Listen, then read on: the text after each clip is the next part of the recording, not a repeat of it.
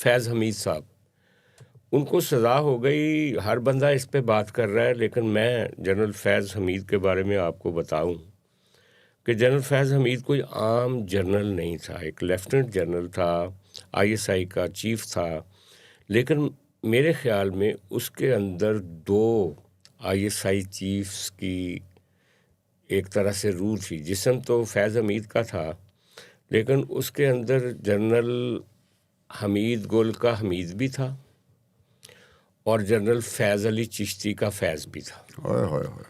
और ये दोनों बंदे वो तारीख़ी बंदे थे। जनरल फैज़ अली चिश्ती जिसने भुट्टो साहब का तख्ता उल्टा, और जनरल हमीद गुल जिसने भुट्टो साहब की बेटी को पंजाब से निकाला, और जिसने तालिबान हमारे गले बांधे, जिसने मुजाहिदीन हमारे गले बांधे। और फैज़ अली चिश्ती वो आदमी है जिसने ज़िया-उल हक का तोहफ़ा हमें दिया भुट्टो साहब की गवर्नमेंट टॉपल करके।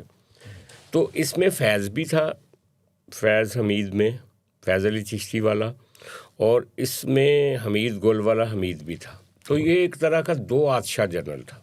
आज मैं सुन रहा था एक बहुत सीनियर जर्नलिस्ट हैं इस्लामाबाद में, जो कि इंटेलिजेंस के मामलात में बहुत दिलचस्पी रखते हैं। वो कहते हैं कि मैंने अपने पूरे कैरियर में हमीद गुल जितना ताकतवर आईएसआई चीफ नहीं देखा।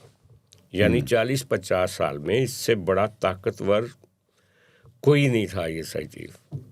अच्छा, खैर, ये तो फैज़ हमीद साहब जो इस वक्त सज़ा उनको हो गई 14 साल की, लेकिन इंतज़ार वो कर रहे हैं फांसी की सज़ा का, जो कि 9 मई के मामलात में उनको होने वाली है। आप देख लीजिएगा, याद कीजिएगा कि मैंने एक दिन बात की थी आपसे, और उसकी वजह से इमरान खान साहब भी लपेटे में आने वाले हैं।